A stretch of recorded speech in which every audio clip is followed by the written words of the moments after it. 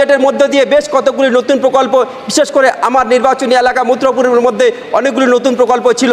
তার মধ্যে উল্লেখযোগ্য ছিল জয়নগর থেকে রায়দিঘি পর্যন্ত নতুন রেল লাইন, যার মধ্যে উল্লেখযোগ্য ছিল কাকদ্বীপ থেকে পবিত্র গঙ্গাসাগর পর্যন্ত নতুন রেল লাইন স্থাপন, মন্দির বাজার থেকে রামগঙ্গা পর্যন্ত নতুন রেল লাইন স্থাপন, যার মধ্যে উল্লেখযোগ্য ছিল আমাদের রামগঙ্গা থেকে মন্দির বাজার যেমন ছিল, সাথে সাথে মথুরাপুর থেকে শিয়ালদা রেলের প্রতি বঞ্চনার দিন সেদিন থেকে শুরু হয়েছে।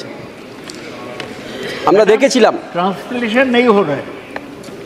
বিগত দিনগুলিতে যেভাবে রেল বাজেট পেশ হয়েছে, তাতে করে ভারতীয় রেলের একটা গরিমা বারে বারে প্রকাশ পেয়েছে। ভারতীয় রেল সারা বিশ্বের কাছে একটা ইতিহাস হয়ে থেকেছে, কিন্তু আজকের দিনে সেই ইতিহাস, সেই গরিমা নষ্ট হয়েছে বলে আমি মনে করি।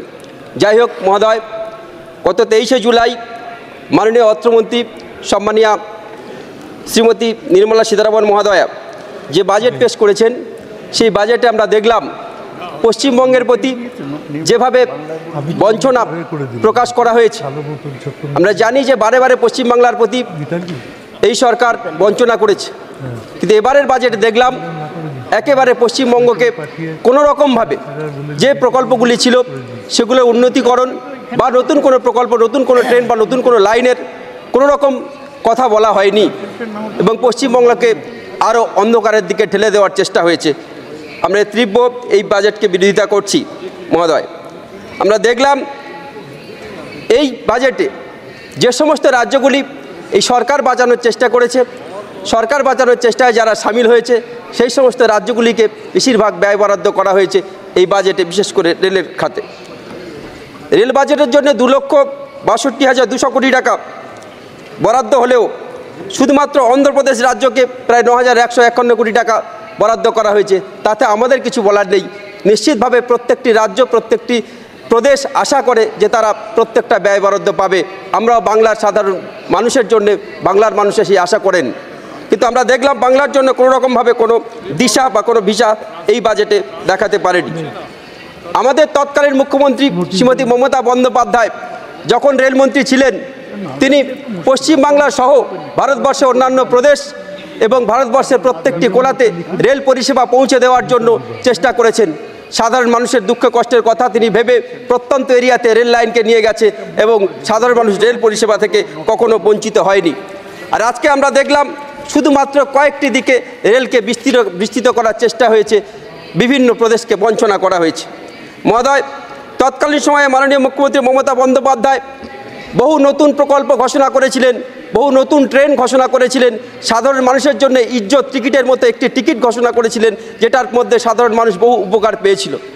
আজকের আমরা এই বাজেটের মধ্য দিয়ে কোনো নতুন ট্রেন বা কোনো নতুন প্রকল্পের কথা আমরা শুনিনি, গুটি কয়েক ছাড়া। বর্তমানে আমরা দেখলাম রেলের সুরক্ষার বিষয়ে কোথাও কোনো সেভাবে বলা হয়নি। রেলের সুরক্ষার কথা সেইভাবে, সেই অর্থে তলানিতে যে ঠেকেছে সেটা বারে বারে প্রকাশ পাচ্ছে।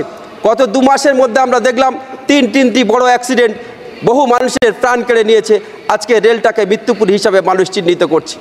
রেলে যখন মানুষ উঠছে, রেল যখন পরিষেবা গ্রহণ করছে, তখন মানুষের কোথাও যেন মনে হচ্ছে সে আগামী দিন ফিরবে কিনা, তারও কোনো তার বাড়ির লোক সেইভাবে চিন্তা করছে। আমরা অনুরোধ করব রেল পরিষেবার দিকে বিশেষ গুরুত্ব দেওয়ার জন্য এবং রেল সুরক্ষার জন্য বিশেষ গুরুত্ব দেওয়ার জন্যে। মহোদয়, আমরা জানি রেলের যে সমস্ত ভ্যাকান্সি রয়েছে, শূন্যপদ রয়েছে, এই সরকার বছরে 2 কোটি চাকরির কথা বললেও, নব যুবকদের স্বপ্ন দেখালেও বাস্তব ক্ষেত্রে তা পূরণ করতে পারেনি। আমরা দেখলাম যে বহু শূন্যপদ পড়ে থাকার পরেও সে শূন্যপদ পূরণ হয়নি। ম্যাম 1 মিনিট একথা বলতে চাই ম্যাডাম, গত আর্থিক বছরগুলিতে তৎকালীন সময় মাননীয় মুখ্যমন্ত্রী মমতা বন্দ্যোপাধ্যায় যখন রেলমন্ত্রী ছিলেন, পবিত্র সদনে দাঁড়িয়ে তিনি যে রেল বাজেট পাশ করেছিলেন, সেই রেল বাজেটের মধ্য দিয়ে বেশ কতগুলি নতুন প্রকল্প, বিশেষ করে আমার নির্বাচনী এলাকা মথুরাপুরের মধ্যে অনেকগুলি নতুন প্রকল্প ছিল। তার মধ্যে উল্লেখযোগ্য ছিল জয়নগর থেকে রায়দিঘি পর্যন্ত নতুন রেল লাইন, যার মধ্যে উল্লেখযোগ্য ছিল কাকদ্বীপ থেকে পবিত্র গঙ্গাসাগর পর্যন্ত নতুন রেল লাইন স্থাপন, মন্দির বাজার থেকে রামগঙ্গা পর্যন্ত নতুন রেল লাইন স্থাপন, যার মধ্যে উল্লেখযোগ্য ছিল আমাদের রামগঙ্গা থেকে মন্দিরবাজার যেমন ছিল, সাথে সাথে মথুরাপুর থেকে শিয়ালদা পর্যন্ত লোকাল ট্রেনের পরিষেবা, আজও পর্যন্ত সেই প্রকল্পগুলির অবস্থা কী এবং সেই প্রকল্পগুলি কোন জায়গায় দাঁড়িয়ে, কেন সেই প্রকল্পের কাজ হচ্ছে না, আমি সে বিষয়ে জানতে চাই এবং মাননীয় মন্ত্রী মহোদয়কে আপনার মাধ্যমে অনুরোধ করতে চাই যাতে দ্রুত করে এই সমস্ত প্রকল্পগুলির কাজ শুরু হয় এবং সাধারণ মানুষ যাতে পরিষেবা পায় তার বিহিত ব্যবস্থা করুন। ধন্যবাদ, নমস্কার।